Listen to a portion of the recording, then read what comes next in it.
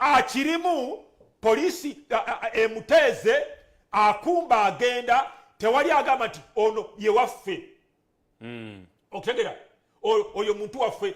Mu Bayibuli abasajja bajja ne bagamba Yesu nti waliwo omulala wali gwe tulabye ng'abuulira enjiri, tugende tumugaane tumuwere.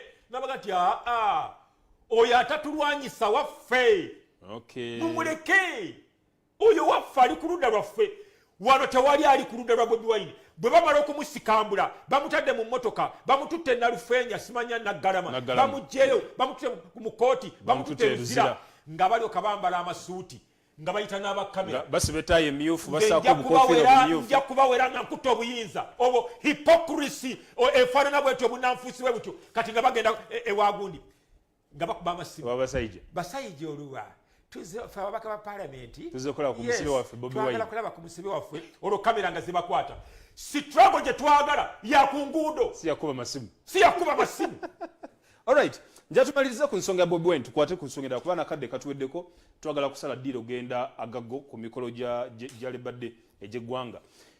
Bobi Wine kiki kyasaanye okubanga zzaako, because kino kimaze okumwoleka lwatu nti obakukwata ne bakusiba Luzira ogenda kubeerayo bwomu. Atuule asiriikirire alinde akalulu ka 2021 gwe kogamba nti bannayuganda bajja kumuwa obululu kuba endagamuntu babantu abakunze nabaddeko ekololo gye bazifunira nga abantu bangi omulimu agukoze abavubuka bazifunye era bajja kera bagenda bamulonde mu gwokubiri mu 2021 bamu obululu mu bungi akalulu kogamba nti tebayinza kumulangirira ne waba akawangudde. Kati kyabalina okuzzaako atuula alinde 2021 oba yeddireyo ekyaddondo alobinga ekifo kya parliament ade mu parliament yetuulire. Waliwo bempulira nga beekubagiza beegumya tugenda mu kalulu balinde bakakwatako balabe kalulu agezaako ate kalulu ajja kulaba. Abaganda bagamba akali bakendo kalabira mu mukonda okalabira ku mukonda kire mumpulire akali bakendo okalabira ku mukonda bw'obanga tokisobola wano ate wali tojja kisobola kubanga kati kyetulabako tulaba tiyagaasi yekka wali n'emizinga gijja kuvaayo tankana zirabako ku luguudo waffe ejjinja nga zeewujja kaakati kunaku lw'okulonda akole ki? Atuule alinde 2021 akole bino bibiri ne 2021 tagasa talina kyagenda mufunamu abyesonyiwe alina kunoonya engeri gy'amatizaamu abantu bamwegatteko ne bamwegattako. Bobi Wine nkubuulira muganda wange oli Luzira Baba TV bagitaddeko batugambye kubanga nabakubidde essimu nabakubidde essimu ne mbagamba nti njagala Bobi Wine awulire ebigambo bino. Luzira bagitaddeko Baba TV era Bobi Wine gy'alaba kati.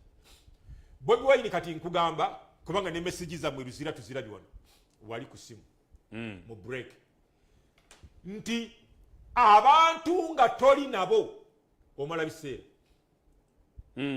abantu nga bakuwagirira ku Facebook, abantu ng'osuubira kuwa kalulu naye nga engeri y'okkataasa tebagirina. Plan B omala biseera kakalulu Bobi Wine nkukakasa abantu bajja kakuwa ogenda kayoola naye nga bafaanana batyo ne bakusikira kaleerwe awali abaagalwa abo ne bajjayo ennyanya ne balenga engege enkalu mukene ne bajjayo ebinyeebwa ebisekule ne batunda. Tiwayo musajja bamukutte bamututte abasajja abo. So pulaani gy'ogambye nti akole ki? Ku bibiri akkirize okuyitibwa gannemye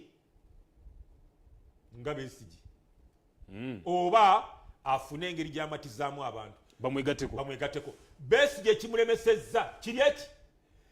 Nkola y'abantu kumuyiira bululu nti yafunye miliyoni 4 naye nga tebasobola kuvaayo kulwanirira kalulu ku miliyoni 4 zaamuwa tekuyinza kuva kode 5,000. Leka naawe kugaziya nnyo bwotyo simanya yakuguze. Besigye taweza n'abantu 1000 buli lwagamba nti tuyingire Kampala ku miliyoni 4 zimulonda. Kati Bobi Wine bwe banga lyekkubo lyogenda okukwata naawe tugenda kutuuma gannemye nga bwe twali tuuma Besigye. Ensonga katugiveeko webali nnyo bali ddala olunaku olw'enkya tusuubira Bobi Wine okubanga ajja kuleetebwa mu kooti eya Buganda Road Court ogenda maaso n'okubeera nga tebongera okuwuliriza ensonga ze. Tusuubira nti ajja kuba nga afuna bail. Yali meant kufuna bail luli bamukwata naye ekintu kyali scripted because and I like, by the way, I like the way these people do their things. Be very scripted. Bamanya nti omusajja ono katumutwale ku kooti ng'obudde buli a bit late bwe tumutuusa mu kooti bw'ayingira bashwalitizi be tubasibire ebweru. Omulamuzi agenda nti mumetawo mweyimirira nga basalwaga nti abasajja balemesezza okuyingira. So eventually n'atwalibwa eruzira. That what it was a script which was followed very well. Eyenkola najjagadde. Omanyi bw'okola ekintu ng'omaze okirowoozaako tokola nsobi nnyingi. Kale olw'ennyo bali ddala tukyagenda maaso ne program basajja mivule live eyo ensonga tugivuddeko nja tumalirize n'ensonga kubera kikatusigaza dakika nga 10 okuba nga tuva ku mpewo. Ensonga ya Nabe agudde mu kanisa. Wiiki eno yonna emitwe ku mpapula z'amawulire New Vision, Daily Monitor, Bukedde bayalayitinze nnyo olutalo wakati wa omu ku basumba abagundiivu abasinga amaanyi mu ggwanga kati wetwogerera Pastor Lozius Bujingo ne mukyala bafunamu obutakkaanya naye engeri ebintu bye bikwatiddwamu eraze nti sitaani tabanga ayingidde ekkanisa okugitabangula.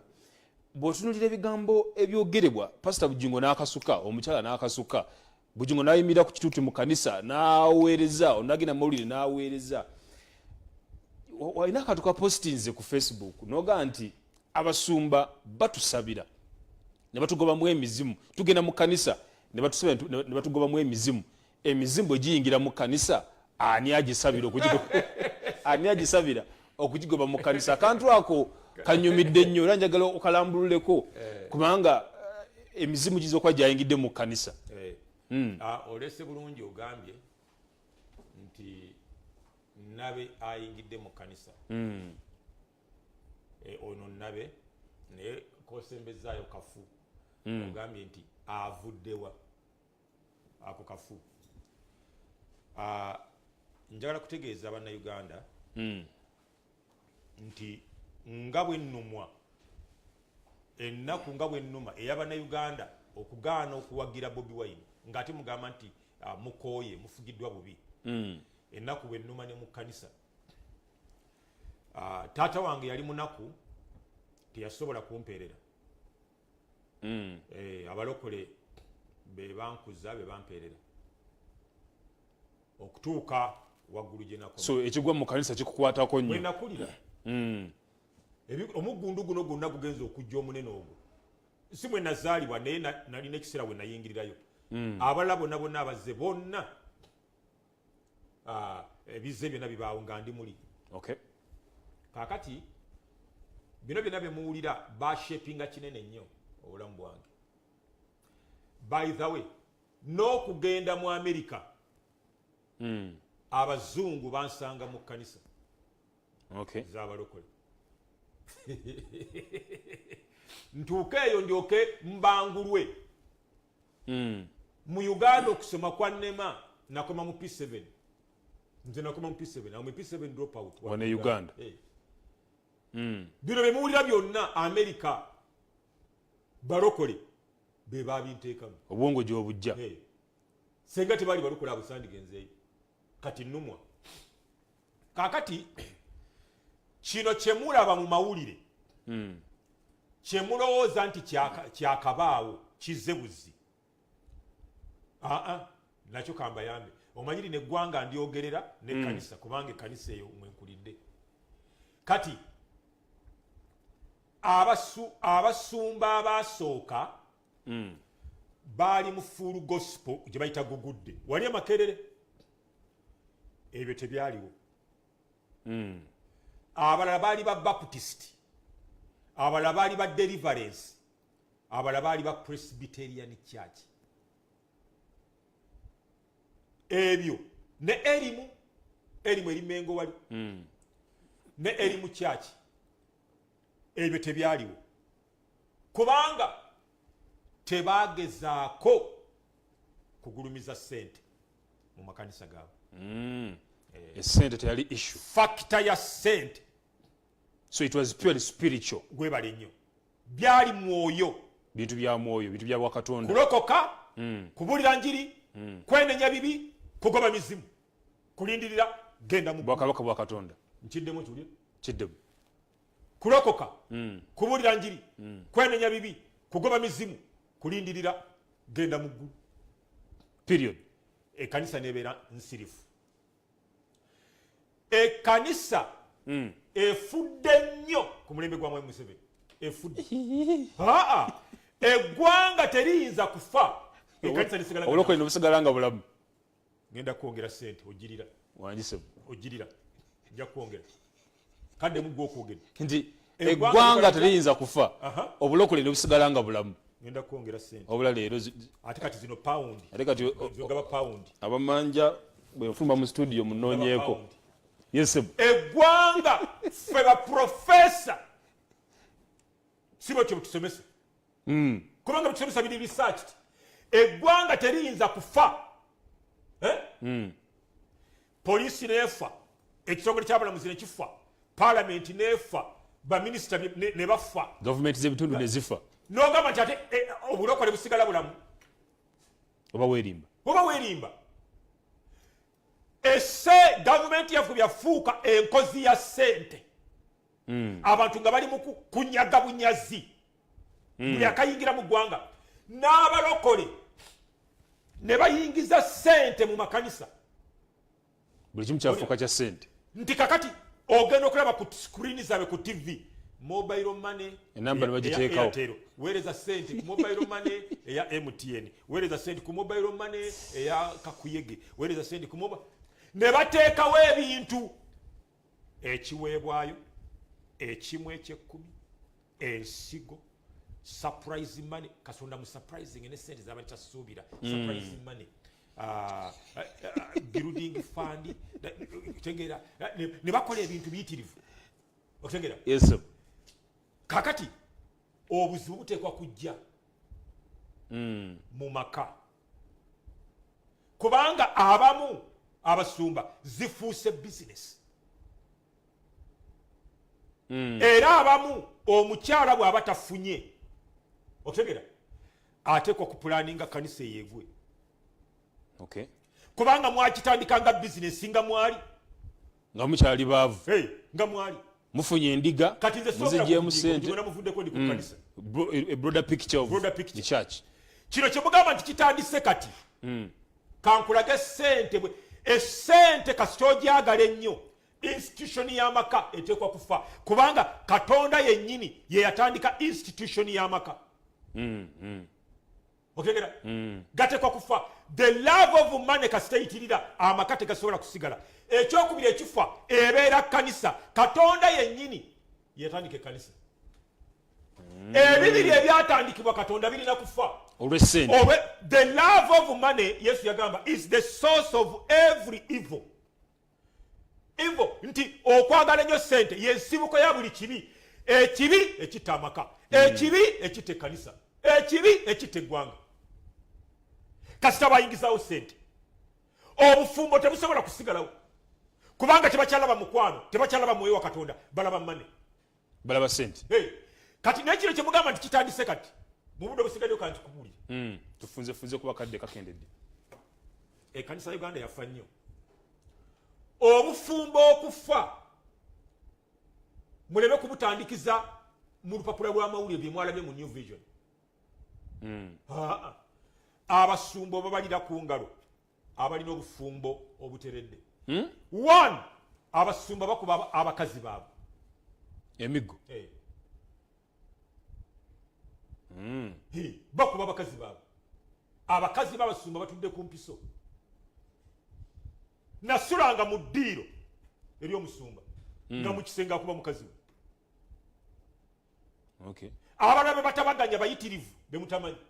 Omulala mukwano gwange nfiira bulago naye musumba mukazi we ng'ali lubuto yamugamba nti nyambaako. Omusajja yamugamba kati nkubulya tusitole sirisoma mawulire nga mmwe. Omusajja yagamba omukazi nti sitoovu eyo nga yayiseeko gy'amata lwaki togozaako nolokotekamu amapya. Omukazi namugamba nti ndi munafu nyambaako nafuye sirina maanyi. N'amusamba olubuto ne luvaamu yamukuba tteke pasita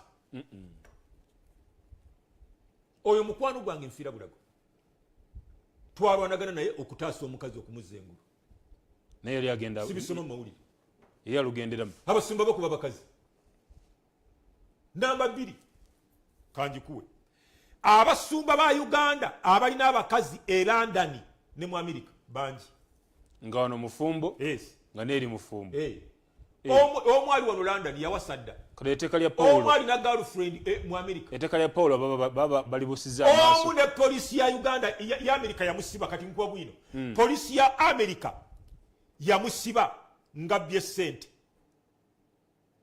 ze bamusondera okujja okuyamba abanaku mu Uganda wane Uganda ne bagamba nti ali mu kanisa mu America abuulira njiri okumala omwaka naye nga ali mu kkomera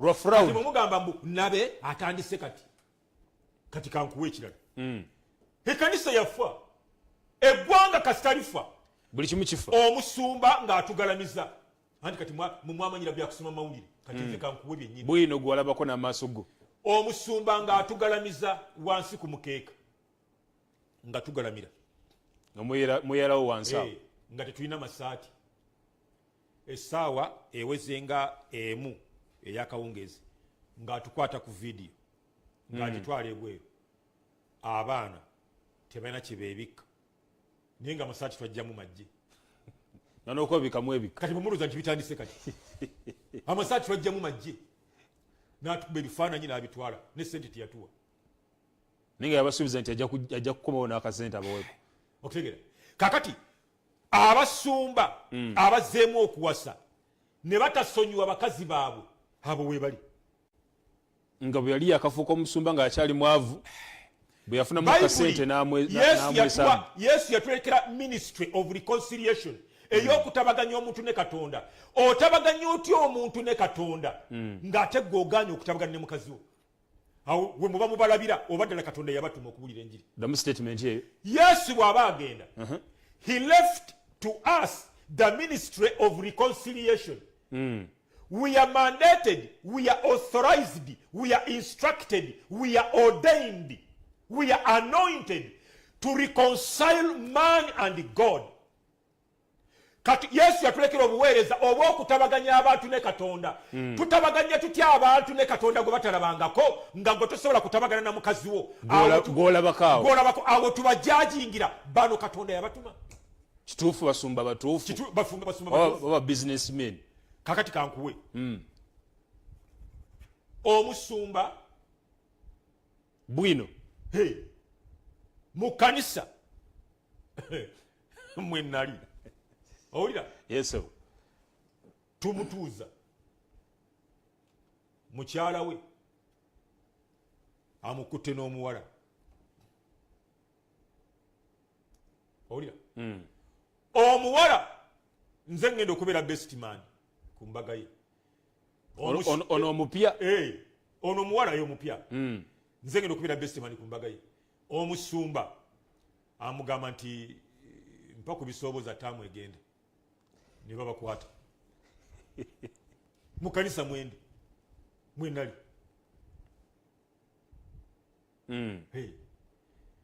omusumba omulala mukyala we yaganirayo mu Amerika n'amugamba nti oyenze okukamala obukamazi sidda n'awasa wali wano n'awasa omulala mwe abakiyita mbu nabagudde mu kanisa nedda si kipya kati kankubulire nti tulina omusumba wano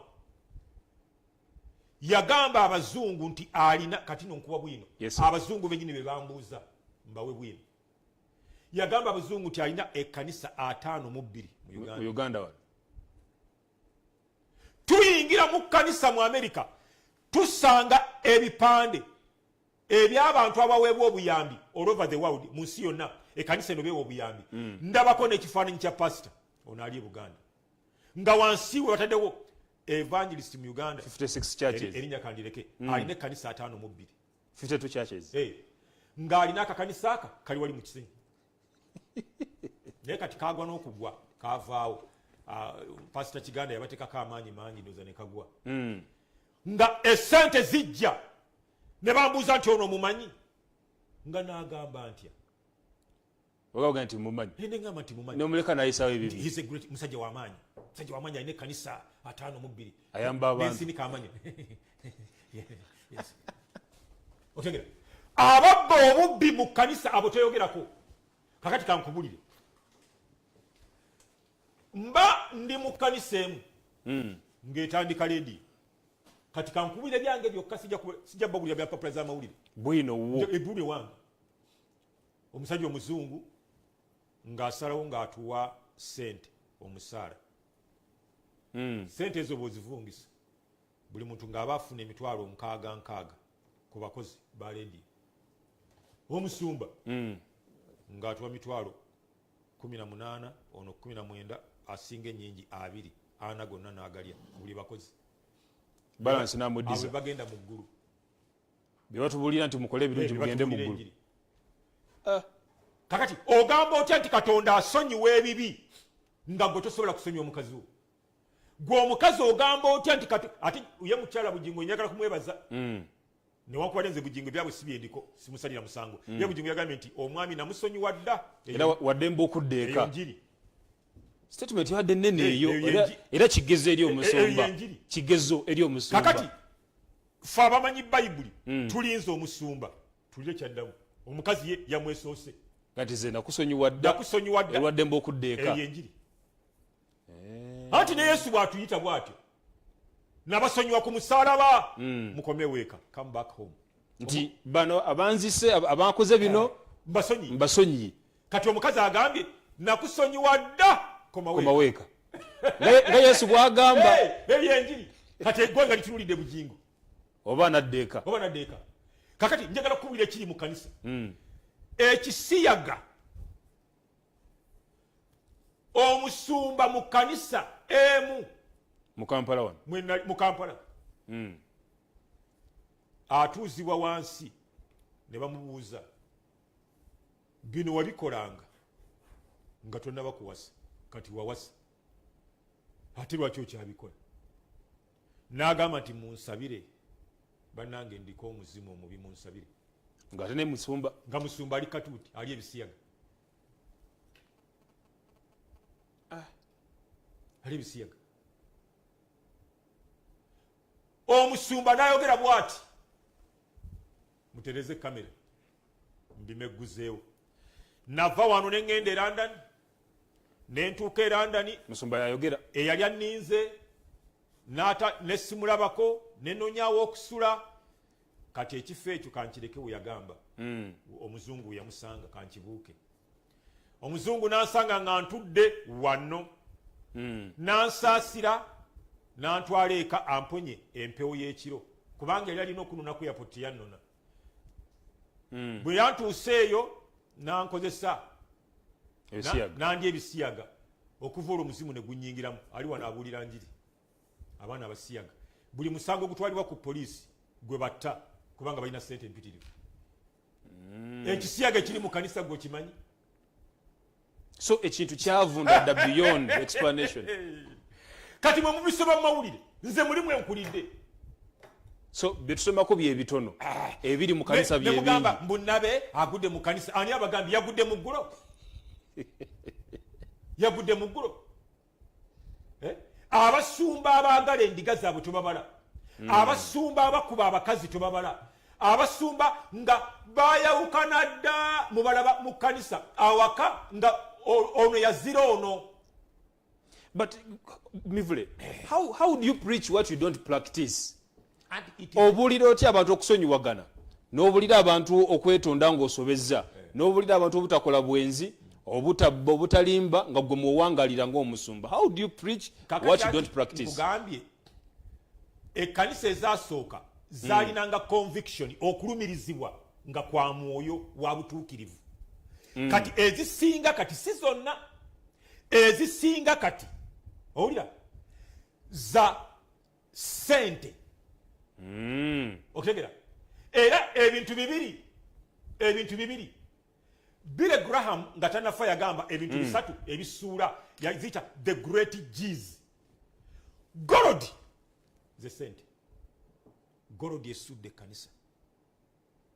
Ssente zitabangudde kanisa. Ssente.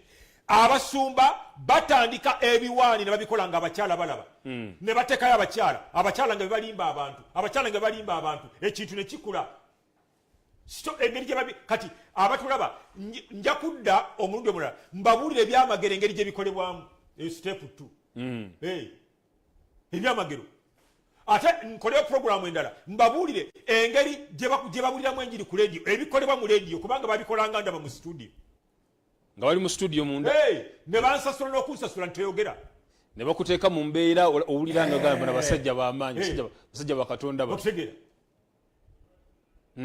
so Billy Graham nga tanafa yagamba nti ebisuula abasumba they are the 3 G's gold the sente number 2 girls abakyala number 3 glory ebitiibwa kwegulumiza wano kingi nnyo obuvundu amakanisa gonna si mavundu obuvundu obuli mu kanisa za wano gwe tunabulaba kamalirize na kano kubanga bakogeddeko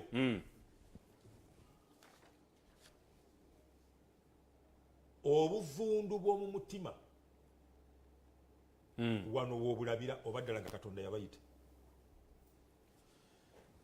muleete sente tugenda kukola lediyo muleete sente twagala lediyo ne baleeta sente bino tugenda bikyusa nga tuzze mu buyinza mwali musabire bimulemye kubanga baagalamu akalulu okutegera ate nze ngenda kala kataba na Uganda emyaka 10 egisooka nga tewali kulonda awo ojja kufuusa dictator nti eggwanga naye nga nditereezezza ne baleeta sente owe miliyoni 10 owe miliyoni 2 owe 15 owe 2 owaki omusumba n'awandisa lediyo mu mannya ge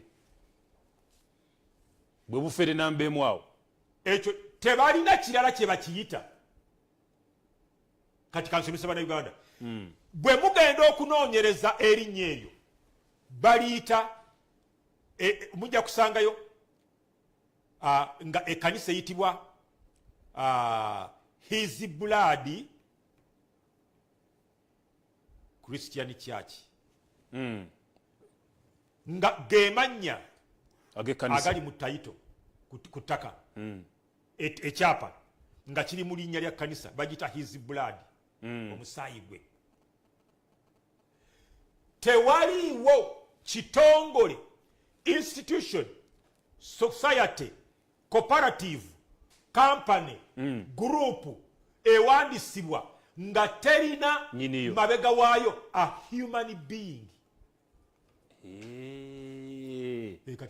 nti kakati mumwizo ganta lino ettaka lyetwagula ng'ekkanisa liri mu mannya ga kkanisa pasita waffe yaliwandisa eryaffe liri mannya ga church era aleeta n'ekyapa n'akibalaga aleeta n'ekipande kya TV n'akibalaga ne church eno eyagiwandiisa okufuuka kampani esobola okuba ne property yaani director waayo yaani babayita ba directors kati mwe babalimba abakristaayo nti lediyo eri mu mannya ga His Blood radio station yo Blood Ministries ani yagiwandiisa okufuuka kampani esobola okuba ne assets nembaletera certificate TV twamaze ddo giwandiisa yiyo kamera sika bengalo z'amaanyi awo kamera balage nga TV certificate egamba His Blood Ministries ebyaffe byonna biri mu mannya ga kanisa emabega waayo director eyawandiisa yani His Blood yani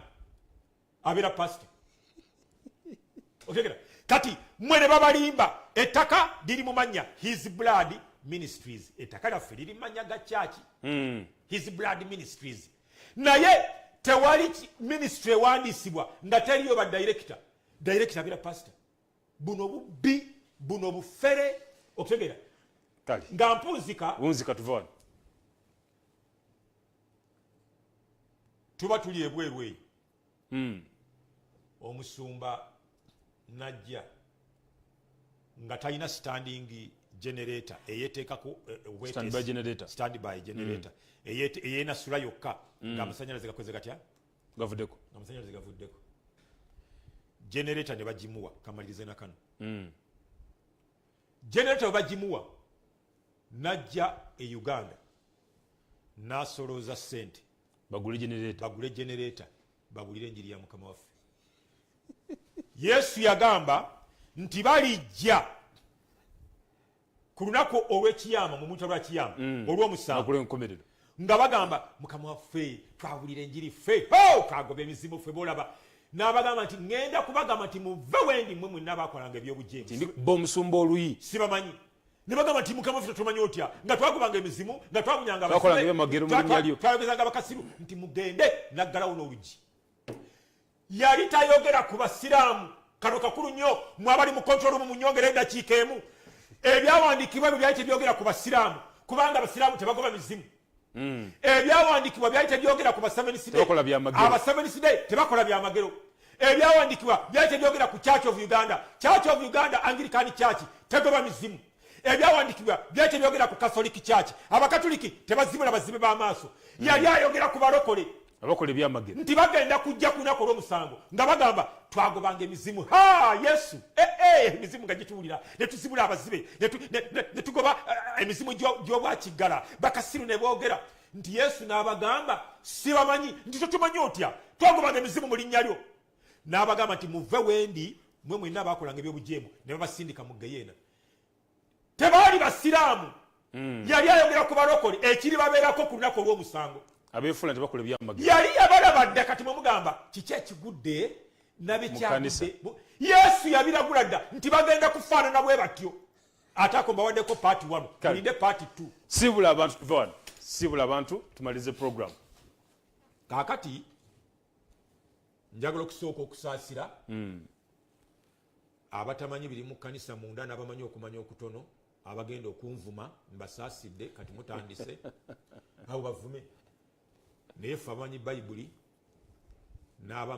kibaddemu kubanga nze sibisoma mu mawulire nkibaddemu mbagambye nti yo paati 1 ndeeta paati 2 omulundi omulala neneebaza abangoberera ku Facebook ku page yange Basajja Mivule official era tusitreaminze live n'abala bonna mujja kusobola okuddamu okubiraba ne ku YouTube tugenda kubya uploadinga bigenda kubeerayo ku YouTube mbeebaza mwebali nnyo okutugoberera mwebale okutwagala Katonda abakuume. Alright, Baba TV eyo bwakyabazinga program Basajja Mivule live bwetyo bwegenze mu dakiika ntono nnyo tugenda kwigatta ku mikolo egy'eggwanga egy'olunaku lw'abakozi egiyindira wali mu district ya Agago. So anytime from now tuva ku Baba TV ojja kuba ng'ofuna emikolo egy'obutereevu era n'olunaku olw'Essande tujja kuddana mu program yaffe The Light ekitangaala okuva essaawa 10 n'ekitundu nga tugera ku nsonga era nga bwe zitambula mu ggwanga President w'abantu ajja kugattibwako abakulu abalala tugende mu maaso n'okuba nga ate twongera okubaganya ebirowoozo yamba mwina kyese buyende olw'omukaaga tujja era twebaza bannaffe monna b'amakampuni gonna agadduukiridde omulanga guno twebaliza ddala ennaku z'omwezi musanvu mwezi gw'omusanvu ekituuda kya Baba family Baba FM Baba TV tujja kuba obugembe mu kisaawe okuyingira mutalo gumu gwokka so tubaaniriza mwenna bannaffe okujja okubaayo. Baba TV Uganda Facebook Basajja Mivule official Facebook tubadde live era comments nyingi naye akadde kaganya okuba tuziyitamu nembagaliza olunaku lw'abakozi olulungi isefe kyabazinga afunvuwe.